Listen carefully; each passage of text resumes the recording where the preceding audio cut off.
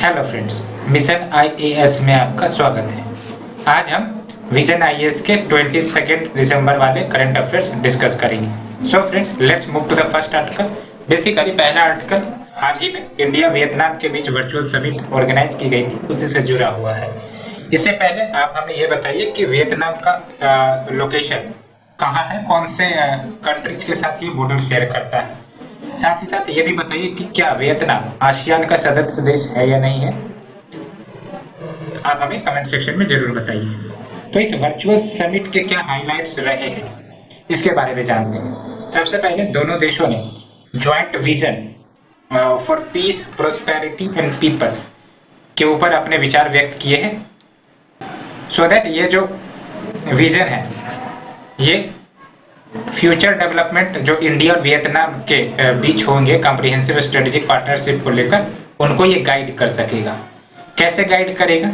तो basically bilateral relations को upgrade किए जाएंगे to comprehensive strategic partnership in 2016। Along with India और वियतनाम ने स्ट्रेटेजिक पार्टनरशिप भी बिल्ड किया है। अभी स्ट्रेटेजिक पार्टनरशिप का क्या मतलब होता है? बेसिकली दो देशों के बीच एक प्रकार से एग्रीमेंट ही होता है जिसके तहत जो कोऑपरेशन एरियाज होते हैं वो काफी ज्यादा एक प्रकार से स्ट्रेटेजिक पॉइंट ऑफ व्यू से काफी ज्यादा महत्वपूर्ण रखते हैं। फॉर एग्जांपल, न्यूक्लियर पावर के क्षेत्र में कोऑपरेशन करने की बात कही गई है, रीजनल सिक्योरिटी को इनहांस करने की बात कही गई है, साथ ही साथ टेररिज्म को भी फाइट करने की बात कही गई है, अलॉन्ग विद ट्रांसनेशनल क्राइम। जब हम ट्रांसनेशनल क्राइम की बात करते हैं तो इसका मतलब वैसे क्राइम जो एक देश में तो कॉमन है ही है, दूसरे देश में भी कॉमन है। फॉर एग्जांपल, ह्यूमन ट्रैफिकिंग हो गया, तो ये ट्रांसनेशनल क्राइम के कैटेगरी में आएंगे, along with drug trafficking. Indo Pacific के बारे में भी कुछ बातें कही गई है, जैसे दोनों देशों ने बायलैटरल कोऑपरेशन को इनहैंस करने की बात कही है in line with India's Indo Pacific oceans initiative और ASEAN's outlook on Indo Pacific. तो बेसिकली ये दो बेसिकली इनिशिएटिव है, एक एशियन का इनिशिएटिव है, दूसरा इंडिया का इनिशिएटिव। इन्हीं के अकॉर्डेंस में दोनों देशों ने एग्री किया है कि बायलैटरल कोऑपरेशन को बूस्ट किए जाएंगे सो दैट शेयर्ड सिक्योरिटी हासिल हो सके, प्रोस्पेरिटी दोनों देश के बीच बन सके, अलॉन्ग विद ग्रोथ भी बूस्ट हो सके across the Indo Pacific reason. साथ ही साथ 3 डेवलपमेंटल पार्टनरशिप प्रोजेक्ट को भी दोनों देशों ने एक प्रकार से मंजूरी दी है। और ये जो डेवलपमेंटल पार्टनरशिप प्रोजेक्ट है, ये बेसिकली वियतनाम में कंडक्ट हो रहा है। हम बात करते हैं कि वो क्या डेवलपमेंट पार्टनरशिप प्रोजेक्ट है। तो बेसिकली ये हेरिटेज कंजर्वेशन के ऊपर है।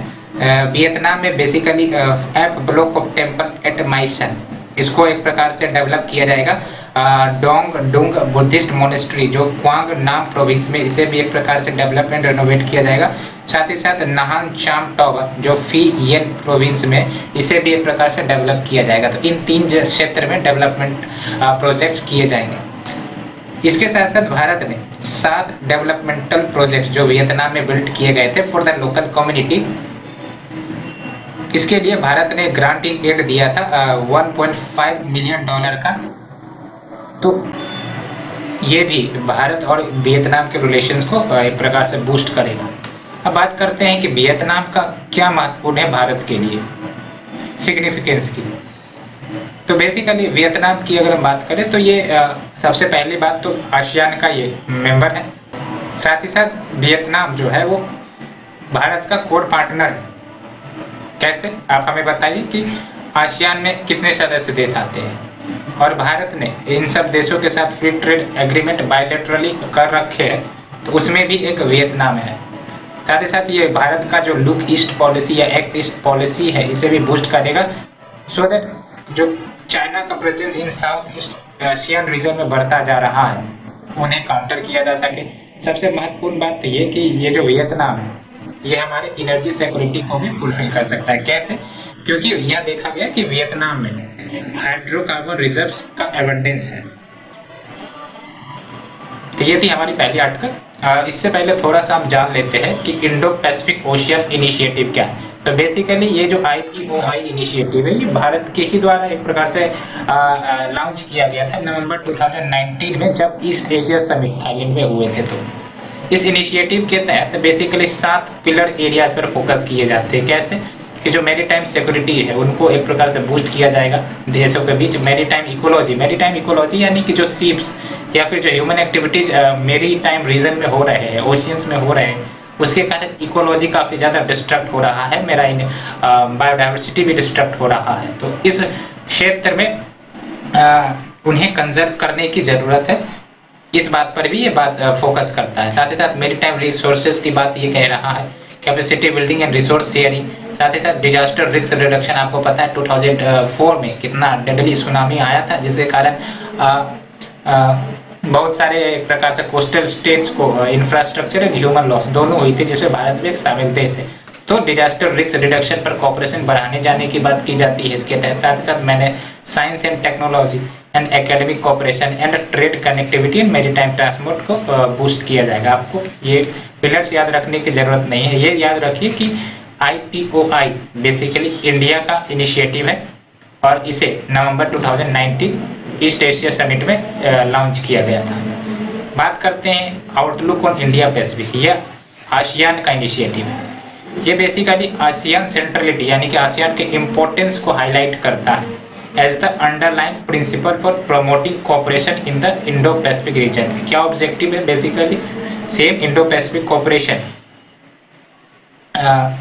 इंडो पैसिफिक जो रीजन है उसमें आसियान के कोऑपरेशन को बढ़ाने की बात कही जा रही है with ASEAN led mechanism such as East Asia summit as platforms for dialogue and implementation of Indo Pacific cooperation while preserving their formats। वैसे उतना इंपॉर्टेंट नहीं है, वन लाइनर MCQ इससे बनते हैं। वो क्या है कि ये जो आउटलुक ऑन इंडिया पैसिफिक है, ये किस इंस्टीट्यूशन का इनिशिएटिव है? तो ये आसियान का इनिशिएटिव है।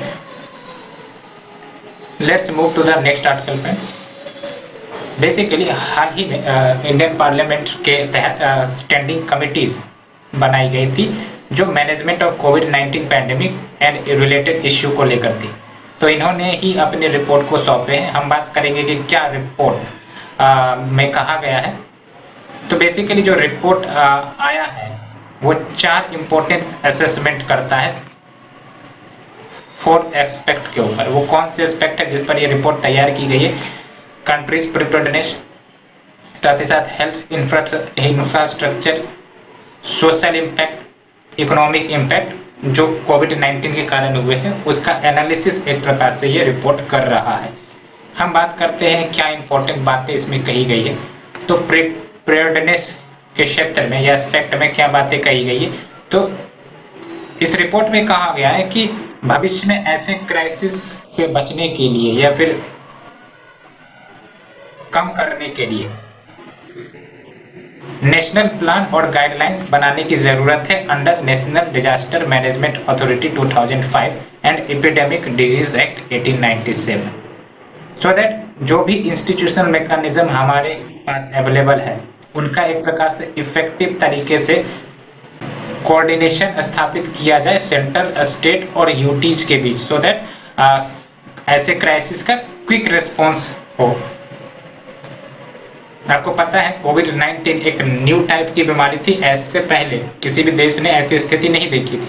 तो हो सकता है भविष्य में ऐसी स्थितियां फिर से आ जाए, इसलिए हमें एक प्लान बना के रखने की जरूरत है सो दैट ऐसी स्थितियां दोबारा अगर आती है तो हमें क्या करना है, कैसे कंट्रोल करना है, इस पर पूरा एक प्रकार से फ्रेमवर्क तैयार रहे। तो यही बात इसमें कही गई है।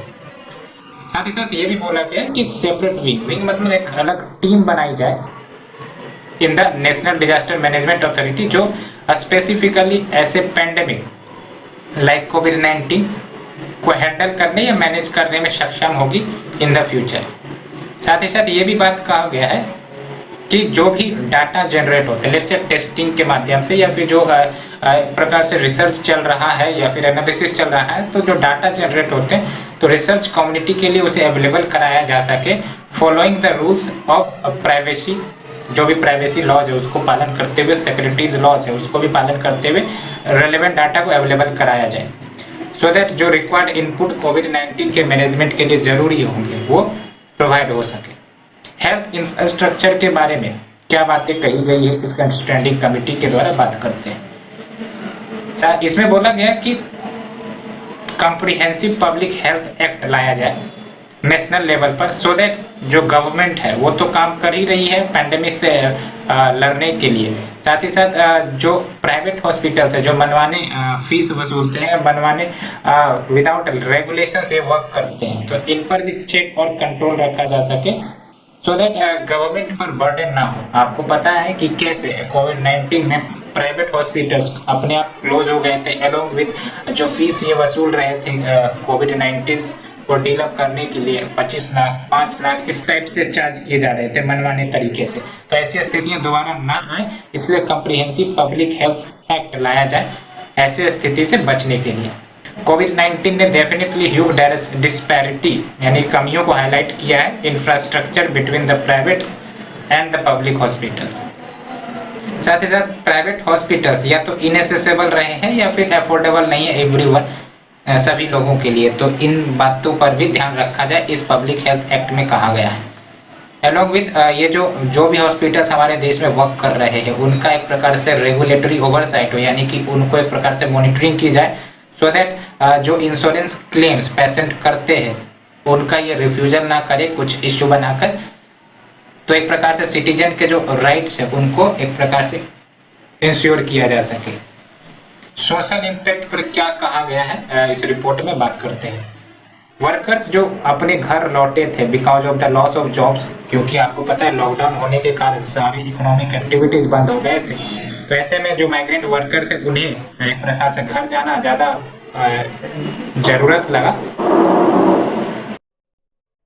साथ ही साथ जो अनसर्टेनिटी इस पैंडेमिक ने लेकर आया है उसे भी रिकॉग्नाइज किया गया। अलॉन्ग विद यह भी देखा गया कि सोशल सिक्योरिटी इन वर्कर्स के लिए काफी ज्यादा इनएडिक्वेट थी।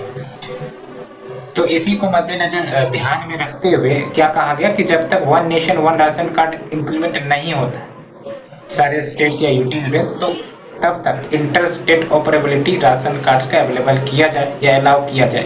इंटर स्टेट ऑपरेबिलिटी का मतलब ये हुआ कि लेट्स से कि आप हरियाणा से बिलोंग करते हो और आप दिल्ली गए हो वर्क करने के लिए, तो जो राशन कार्ड हरियाणा में आपने बनाए हैं वो दिल्ली में भी यूटिलाइज हो सके और वहां भी आप राशन ले पाओ। ऐसी फैसिलिटी जब अलाउ हो जाती है तो इसे हम इंटर स्टेट ऑपरेबिलिटी कहते हैं। तो इसकी बात कही गई है। साथ ही साथ रिकमेंड किया गया है कि जो स्टेट है वो ड्राई राशन या अलाउंसेस दोनों में से जो भी संभव है वो इंश्योर करे या अवेलेबल कराए to the children which has been deprived of midday meals due to pandemic, because इस पैंडेमिक में ये जो आंगनवाड़ीज हैं या फिर गवर्नमेंट स्कूल्स है ये सब भी क्लोज है। तो ऐसे में इनके जो अवेलेबिलिटी है फूड्स या एक्सेसिबिलिटी ऑफ फूड जो इनको मिलते थे मिड डे मील के रूप में वो अब अवेलेबल नहीं है। तो या तो आप अलाउंस दे दीजिए या फिर ड्राई राशन इनके घरों में दे दीजिए, सो दैट इनके जो न्यूट्रिशनल डिमांड है या फिर जो एनर्जी डिमांड है वो फुलफिल हो सके। तो ये सब बातें इस स्टैंडिंग कमेटी ने कहा है 4 पैरामीटर्स के ऊपर। सोशल इम्पैक्ट के ऊपर उन्होंने कुछ बातें कही है, हेल्थ इंफ्रास्ट्रक्चर के ऊपर कुछ बातें कही है, प्रिपेयर्डनेस के ऊपर कुछ बातें कही गई है, साथ ही साथ इकोनॉमिक इम्पैक्ट के ऊपर भी ये कुछ बात कर रही जा रही है। मेंस के लिए इकोनॉमिक इम्पैक्ट और सोशल इम्पैक्ट दो इम्पोर्टेंट क्वेश्चंस बनते हैं। इंफ्रास्ट्रक्चर पर भी क्वेश्चन पूछा जा सकता है, तो इस पर तैयार करने की जरूरत है। तो क्या इकोनॉमिक इम्पैक्ट हुआ इसकी बात करते हैं। सबसे पहली बात तो ये कहा गया है कि कोविड-19 के कारण टेम्पोररीली जॉब लॉस हुआ है। साथ ही साथ अनसर्टेनिटी इनफॉर्मल सेक्टर्स में देखने को मिली है। साथ ही साथ ये भी माना गया, यहाँ याद रखिए, closure of some micro small and medium enterprises, इस बात को एक्सेप्ट किया गया है इस रिपोर्ट में। तो यहाँ फोल्डर पॉइंट्स के रूप में यूज कर सकते हैं। तो ऐसे हमें स्कीम्स लाने की जरूरत है या गवर्नमेंट इंटरवेंशंस करने की जरूरत है, सो दैट इनको रिवाइव किया जा सके। ये बात इसमें कहा गया है रिपोर्ट में। प्रॉब्लम जो फेस कर रहे हैं फार्मर्स के द्वारा या नॉन कोऑपरेट के द्वारा या फिर नॉन फार्म स्मॉल या micro enterprises in getting loans need to be address, ये बात कही गई है। क्यों?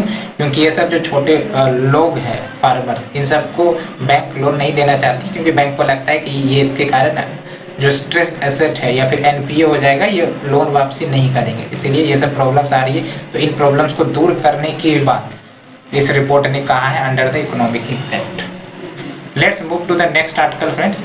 इट इज बेसिकली अभी हाल ही में रिपोर्ट्स का स्टेटस जानने का प्रयास किया गया है। 2018 रिपोर्ट रिलीज हुआ है ministry for environment forest and climate change. तो हम जानेंगे कि इस 2018 रिपोर्ट जो हाल ही में रिलीज हुआ है रिपोर्ट की क्या स्टेटस है, तो क्या की फाइंडिंग्स है हम बात करते हैं। तो सबसे पहले ये बात कही गई है कि जो रिपोर्ट्स हैं ये मोस्ट एडेप्टेबल कार्निवोर्स है। कार्निवोर्स आप हमें बताइए, एक तो हार्बीवोर्स होते हैं, उसमें कौन से कैटेगरी के एनिमल्स आते हैं?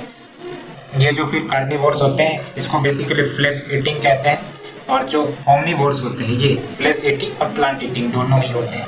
तो इस फाइंडिंग के तहत ये कहा गया कि जो लेपर्ड है मोस्ट एडेप्टेबल कार्निवोर्स है, और ये ह्यूमन हैबिटेशंस के काफी ज्यादा क्लोज रहते हैं, यानी कि अगर ये ह्यूमन हैबिटेशन है तो इसके इर्द गिर्द काफी ज्यादा नजदीक एक प्रकार से लेपर्ड देखने को मिलते हैं। आपने बहुत सारे न्यूज में लेपर्ड साइटिंग्स के न्यूज भी देखे ही होंगे। तो ये जो इंडियन सब स्पीसीज है लेपर्ड का, ये सारे फॉरेस्टेड हैबिटेट्स में मिल जाता है, और सिर्फ ये एरिड डेजर्ट में एब्सेंट है along with the timber line. उससे ऊपर के हाइट में आपको ये नहीं मिलेगा हिमालय से।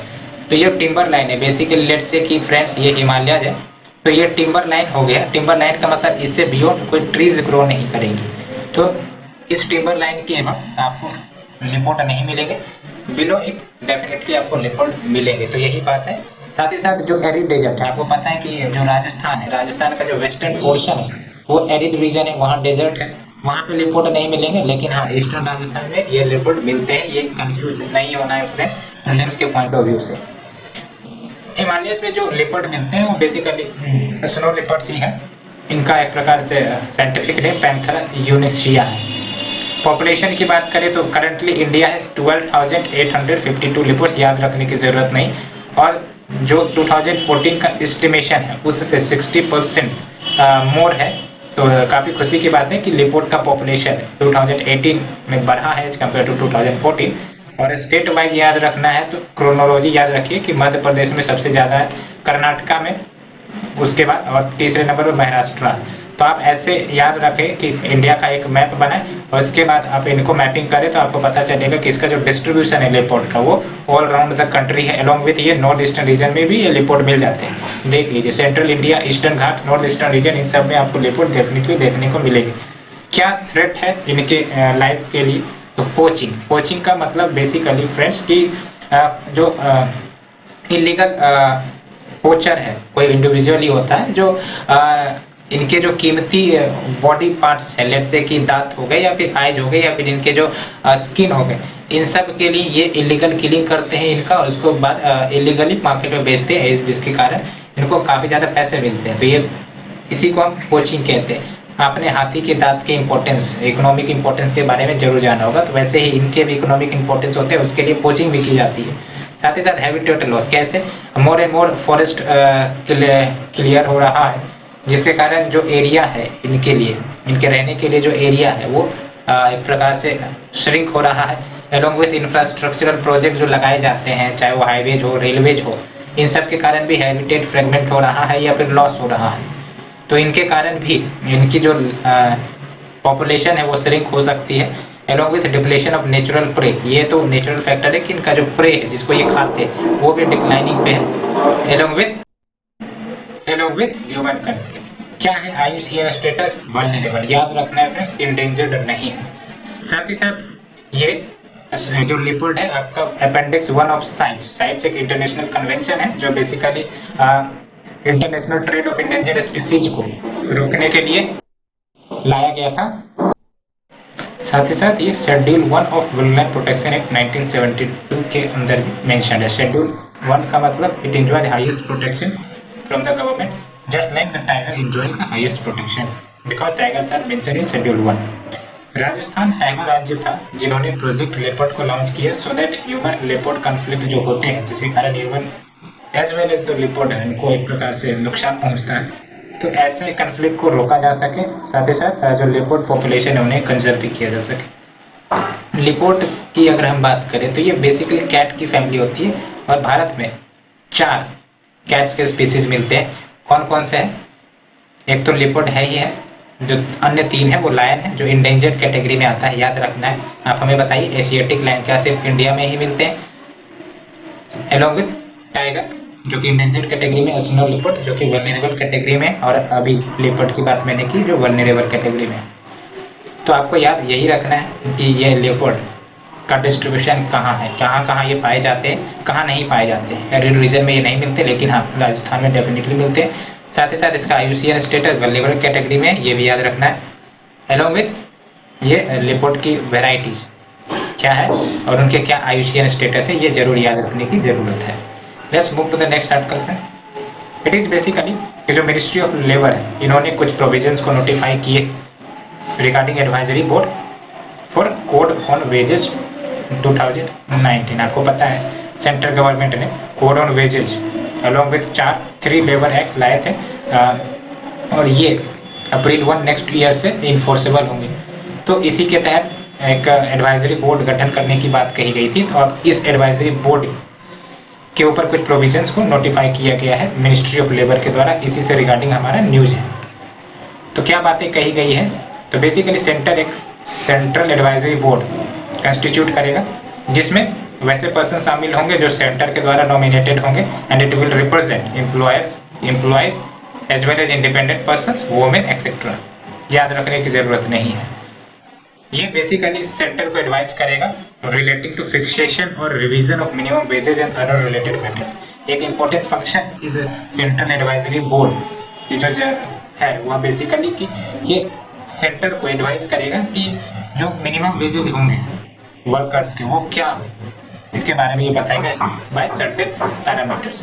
साथ ही साथ ये कुछ तरीका भी सजेस्ट करेगा जिसके तहत जो एम्प्लॉयमेंट अपॉर्चुनिटीज है महिलाओं की, कैसे उसे इंक्रीज किया जाए, इसके बारे में।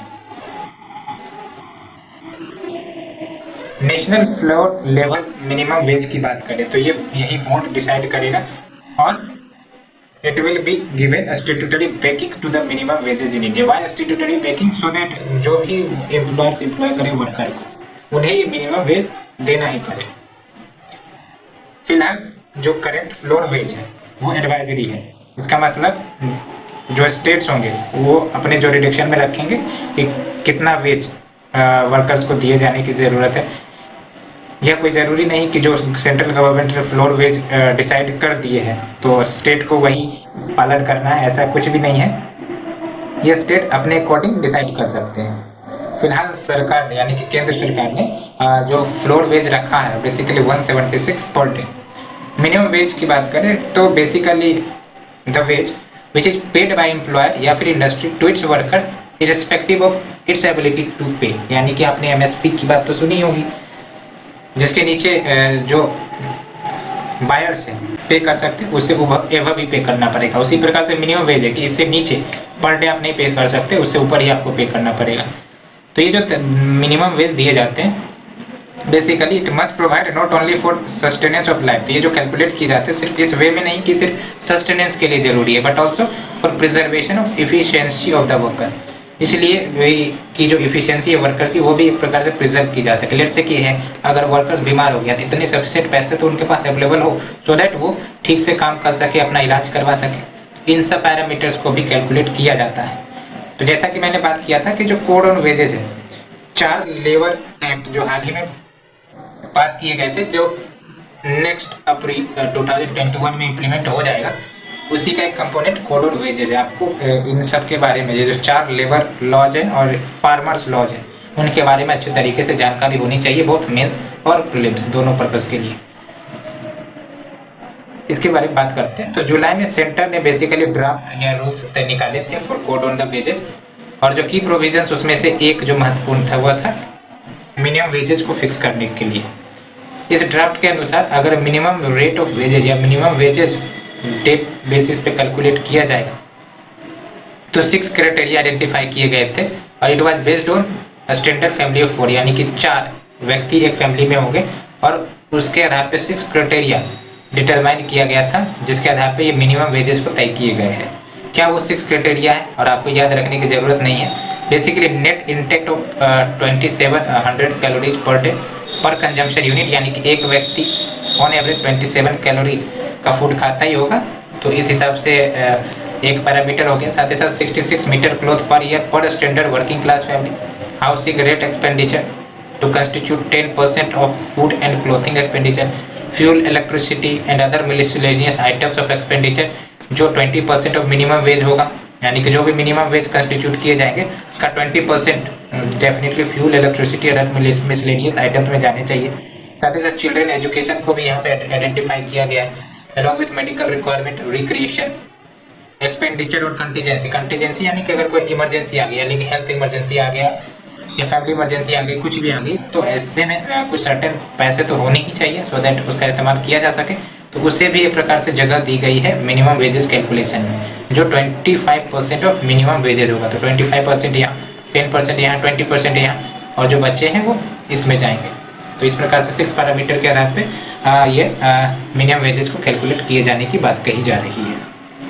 Let's move to the next article friend. It is about कि जो मिनिस्ट्री ऑफ पावर, इन्होंने राइट टू इलेक्ट्रिसिटी कंज्यूमर्स को नोटिफाई किया है। कैसे ये नोटिफाई किया है? बेसिकली इन्होंने electricity rights of consumer rules 2020, जो इलेक्ट्रिसिटी डिस्ट्रीब्यूटर यानी कि डिस्कॉम्स और उनके कंज्यूमर्स के बीच जो रिलेशनशिप है उनको स्ट्रेंथन करेगा। क्या बात कही गई है इस रूल्स में? तो बेसिकली ये जो रूल 2020 लाया गया है, इसके मदद से एम्पावर किया जाएगा सिटीजन्स को। कैसे? बेसिकली जो डिस्ट्रीब्यूशन कंपनीज होंगे जो अपना मनमाना तरीके से पैसे ऐंठते हैं, वसूलते हैं, साथ ही साथ वेरियस चार्जेस लगा दिए जाते हैं, तो इनको और अकाउंटेबल बनाया जा सके कंज्यूमर्स के अगेंस्ट। इलेक्ट्रिसिटी की बात करें तो ये याद रखना है कि ये कंकरेंट लिस्ट है और centre definitely has the power to make the rules under this concurrent list. तो इन्हें इन्फोर्स भी करना होगा स्टेट्स को। क्या की फीचर्स है इसके तहत, इसको जानते हैं। तो इसमें बात कहा गया है कि जो न्यू कनेक्शंस अब दिए जाएंगे हाउस होल्ड्स को या फिर कॉमर्शियल यूनिट्स को, अब प्रीपेड या स्मार्ट प्रीपेड मीटर्स के माध्यम से आपको पता होना चाहिए कि प्रीपेड या स्मार्ट प्रीपेड मीटर्स ये और कुछ नहीं, जैसे पेटीएम वॉलेट में आप क्या करते हो, पहले पैसे डालते हो, उसके बाद आप कुछ खरीदते हो या फिर दुकान पे आप पे करते हो। उसी प्रकार से ये जो प्रीपेड मीटर्स होंगे ये लगा तो दिए जाएंगे, लेकिन सबसे पहले आप पैसे इसमें डालोगे। लेट्स से कि आपने 500 रुपये डाले तो 500 रुपये तक का ही आपका इलेक्ट्रिसिटी चलेगा और ख़त्म होने के बाद आपकी सर्विसेज बंद कर दी जाएगी। तो उसी प्रकार का ये प्रीपेड स्मार्ट मीटर्स है। It will resolve the issues of delayed billing. तो जो कंज्यूमर 4 साल लगाते हैं एक महीने के बिल को देने में, ऐसी स्थिति नहीं आएगी, बिल में डिले नहीं होगा। साथ ही साथ जो इनकरेक्ट मीटरिंग की इश्यू आती है वो भी समाधान हो सकेगा। ये भी बात कही गई है कि जो पावर सप्लाई होंगे वो रिलायबल होंगे। रिलायबल यानी कि आपको 24/7 पावर सप्लाई करना है, कंज्यूमर्स को देना है as their right. For some categories like agriculture, power regulator जो है वो लोअर आवर्स ऑफ सप्लाई भी प्रदान कर सकते हैं, क्योंकि ये तो एग्रीकल्चर सेक्टर है तो 24 घंटे बिजली देने की जरूरत तो नहीं है, तो इनके लिए लोअर आवर्स ऑफ सप्लाई भी इंश्योर किए जा सकते हैं। It will depend on the power regulator. साथ ही साथ कंज्यूमर्स को कंपनसेशन देने की भी बात कही गई है, यानी कि जो कंज्यूमर है वो कंपनसेशन क्लेम कर सकते हैं अगर उनके घर में बिजली नहीं आ रही है, जिसका कारण उसको बहुत सारी समस्या हो सकता है। उनका जो बिजनेस है कंप्लीटली इंटरनेट बेस्ड हो और ऐसे में वो अपना बिजनेस कंडक्ट नहीं कर पा रहे हैं, तो डेफिनेटली कंपनसेशन तो देना बनता है। साथ ही साथ कंपनसेशन दिया जाएगा अगर इलेक्ट्रिसिटी सप्लाई बार बार इंटरप्ट होती है, एलोंग विथ अगर मीटर डिफेक्ट हो गया तो उनको टाइम रिप्लेस करने में काफ़ी ज़्यादा अगर समय लग रहा है तो उनके लिए भी कंपनसेशन की बात कही गई है। इसमें कंज्यूमर को प्रोज्यूमर के रूप में आइडेंटिफाई किया गया। प्रोज्यूमर का मतलब क्या हुआ? प्रो मतलब प्रोड्यूसर, कंज्यूमर मतलब कंज्यूम करने वाला, यानी कि those who consume as well as produce energy. तो प्रोज्यूमर्स तो कंज्यूमर का स्टेटस प्राप्त होगा ही होगा, ये तो एनर्जी कंज्यूम करेंगे। साथ ही साथ इनको अधिकार दिया जा रहा है कि रिन्यूएबल एनर्जी जनरेशन यूनिट भी सेटअप करें, चाहे वो खुद से सेटअप कर सकते हैं या फिर सर्विस प्रोवाइडर की सहायता के माध्यम से कर सकते हैं। Along with online access to various services such as application submission, monitoring status of application, payment of bill। जैसे ई गवर्नेंस की एक प्रकार से प्रचलन चल रहा है, तो जो डिस्ट्रीब्यूशन कंपनी है वो भी ई गवर्नेंस सिस्टम इलेक्ट्रिसिटी के क्षेत्र में लाए, सो दैट कि जो भी कंज्यूमर है उनको अगर कंप्लेन करना है तो वो बिजली ऑफिस ना जाए, उनको अपना कीमती समय बर्बाद ना हो, इसीलिए ऑनलाइन अवेलेबिलिटी प्रदान की जाए ऐसे टूल्स की, जिसकी मदद से कोई भी रिक्वेस्ट है या एप्लीकेशन है वो डाल दिया जाए और जो कंपनी है उसे रिजॉल्व कर सके in timely manner. Along with consumer grievance redressal forum, इसे भी स्थापित करने की बात की जा रही है, जो कंज्यूमर और प्रोज्यूमर रिप्रेजेंटेटिव्स डेफिनेटली इसमें होंगे। Let's move to the short news friends. It is basically election commission vote from workplace EVM लाने का प्रयास कर रहा है। ये वोट फ्रॉम वर्कप्लेस ईवीएम का क्या मतलब हुआ? आपने ईवीएम का तो नाम सुना ही होगा, वैसे आप बता दीजिए कि ईवीएम का फुल फॉर्म क्या होता है। तो ये जो वोट फ्रॉम वर्कप्लेस ईवीएम, ये ऐसा ईवीएम होगा जिसके तहत जो वर्क जो वर्कर्स होंगे, जो वर्कमैन होंगे, वो अपनी जगह से कहीं भी वर्क कर रहे हो भारत के किसी भी राज्य में, उनको अपने होम स्टेट में आने की जरूरत ना हो वोटिंग देने के लिए, वो जहां वर्क कर रहे हैं वहीं पे वोटिंग सुविधा उनके लिए उपलब्ध हो जाए। तो इस प्रकार का इनिशिएटिव या ईवीएम डेवलप करने का प्लान ईसी कर रहा है। So EC is examining a plan जिसके तहत माइग्रेंट वोट कर सकते हैं उन कैंडिडेट को जो उनके कंस्टिट्यूएंसीज में कैंडिडेट के रूप में खड़े हो रहे हैं from anywhere in the country. ये याद रखना है, from anywhere in the country. जो प्रपोजल है वो भी डिस्कशन स्टेज में है। इसमें new age electronic voting machine इसे डेवलप करने की बात की जा रही है, जिसके तहत जो कैंडिडेट का लिस्ट है वो डायनेमिक वे में रिफ्लेक्ट करेगा। अभी स्टैटिक वे होता है, एक बार जो नाम रिफ्लेक्ट कर दिए गए उसके बाद वो चेंज नहीं होते हैं। लेकिन ये जो न्यू एज ईवीएम होंगे इसमें डायनेमिक कैंडिडेट लिस्ट होगा, यानी कि आप अगर हरियाणा के हैं और दिल्ली में वोट कर रहे हैं तो जो हरियाणा के कैंडिडेट वो रिफ्लेक्ट हो जाए दिल्ली के ईवीएम। इस प्रकार का डायनेमिक कैंडिडेट लिस्ट ईवीएम को तैयार करने की बात की जा रही है और इसे सजेस्ट किया गया। Basically 7 member technical advisory group was set up to develop remote voting framework. Let's move to the next article. It is basically subsurface porous vehicles.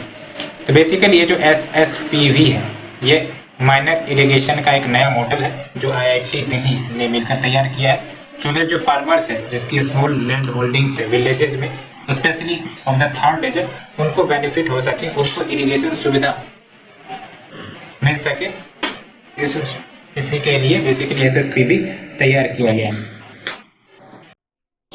तो ये जो SSPV है वो बेसिकली किससे बनाया जाएगा? स्पेसिफिक क्ले यानी कि जो मिट्टी होते हैं उसकी मदद से एलोंग विद सॉल्ट उसको एक स्पेसिफिक प्रोपोर्शन में मिक्स किया जाएगा सो दैट ये जो डेजर्ट सैंड है उनको शूट कर सके, उनके जो क्लाइमेटिक कंडीशन है उन्हें शूट कर सके, along with press formed to frustum से, एंड इसको फिर पकाया जाएगा एक प्रकार से 750 से 800 डिग्री सेल्सियस के टेम्परेचर के ऊपर, एलोंग विथ एक कार्बन लेयर भी इस पे चलाए जाएंगे इन दिस स्ट्रक्चर।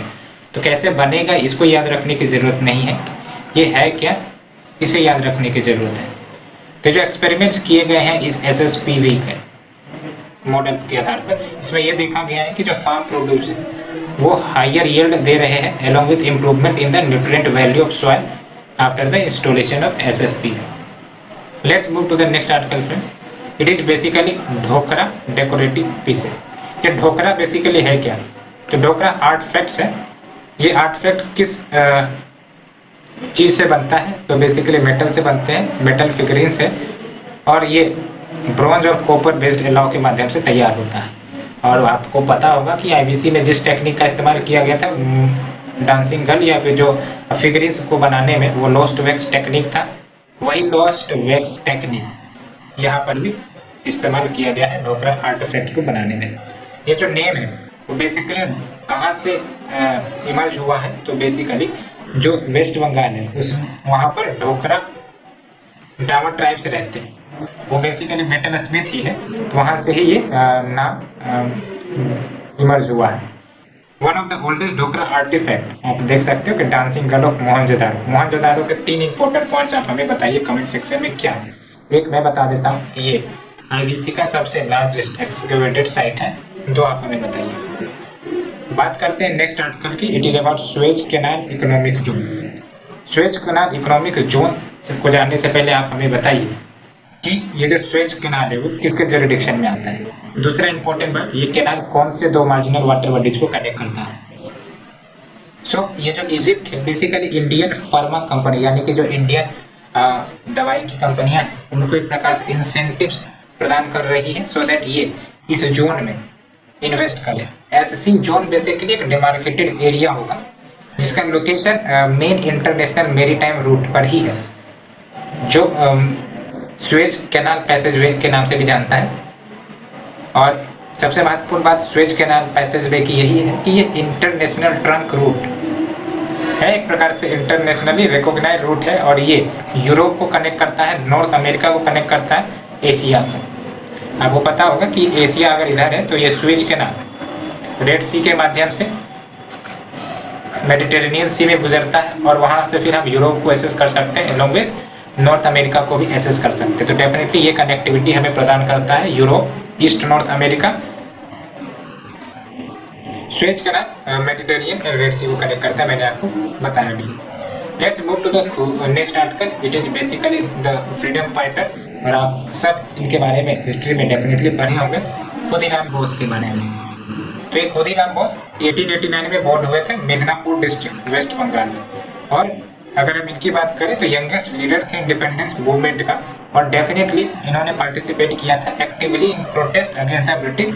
जब 1905 में ये प्रोटेस्ट स्टार्ट हुआ था, वेदर बंगाल वाज पार्टीशन। आप हमें बताइए बंगाल का फिर यूनिफिकेशन कब हुआ था? डेफिनेटली 1911 में। और कौन से किंग यहाँ पर विजिट किए थे जिसके बाद ये डिसीजन लिया गया था? साथ ही साथ खुदीराम बोस की बात करें तो ही वाज एसोसिएटेड विद अनुशीलन समिति। ये बेसिकली ऑर्गेनाइजेशन था जो रिवोल्यूशनरी एक्टिविटीज को प्रमोट करता था बंगाल में। रिवोल्यूशनरी एक्टिविटीज यानी कि जैसे रेल पटरी, रोबरी, किलिंग, ये सब रिवोल्यूशनरी एक्टिविटीज, इनको एक प्रकार से ये अनुशीलन समिति प्रमोट करता था। इनको सबसे ज्यादा रिमेम्बर किया जाता है मुजफ्फरपुर कंस्पिरेसी केस के ऊपर, 1908 में यह हुआ था along with Prafulla Chaki. Because इस इवेंट में क्या हुआ था कि जो ब्रिटिश जज थे मुजफ्फरपुर के, उनको इन्होंने एसोसिनेट करने का प्रयास किया था। कैसे? बम फेंककर। आपको ये नहीं याद रखना कि उस मजिस्ट्रेट का नाम क्या था, बिल्कुल नहीं, किंग्सफोर्ड वैसे नाम था। Let's move to the last article friend. It is basically about winter solstice.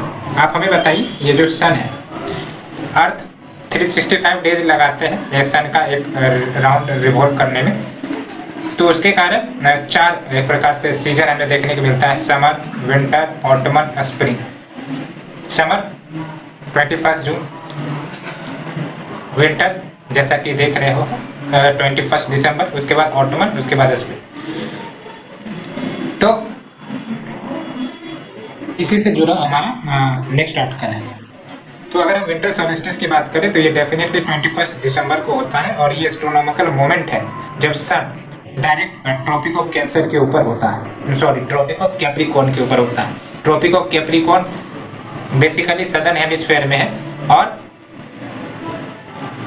Northern hemisphere में शॉर्टेस्ट डे और longest night of the year. क्यों? क्योंकि जो सन है वो सदर्न हेमिस्फीयर में शिफ्ट हो गया है। तो डेफिनेटली जो मैक्सिमम इंसोलेशन है वो सदर्न हेमिस्फीयर वाले पोर्शन के ऊपर होगा, ना कि नॉर्दर्न हेमिस्फीयर के पोर्शन के ऊपर। दैट्स व्हाई कि जो नॉर्दर्न हेमिस्फीयर होगा वो लॉन्गेस्ट नाइट इस दिन यानी कि 21 दिसंबर को झेलेगा, along with least day night. और इसी दिन नॉर्थ पोल मोस्ट टिल्टेड होता है, अवे फ्रॉम द सन होता है। जबकि अगर हम साउथ पोल की बात करें तो जो साउथ पोल है वो काफी ज्यादा क्लोज सन से होता है, और वहां पर 6 मंथ का एक प्रकार से डेज होता है। अर्थ एक्सिस ऑफ रोटेशन आपको पता है 23.5 डिग्री के ऑर्बिटल प्लेन पर इंक्लाइन है, जिसके कारण ही हमारा सीजनल वेरिएशन देखने को मिलता है। तो सीजनल वेरिएशन का कारण क्या है? ये जो rotation on A tilted axis, ये जो रोटेशन होता है टिल्टेड एक्सिस के ऊपर along with revolution, वो कारण है हमारा सीजनल वेरिएशन का। The tilt combined with factors such as earth spin and orbit leads to variation in the duration of sunlight that any location on the planet receives on different days of the year। वही बात है friend. So friends, ये थी हमारी आज के current affairs. Hope आपको ये पसंद आ रही होगी, और अगर पसंद आ रही है तो प्लीज शेयर सब्सक्राइब जरूर करें। Thank you very much.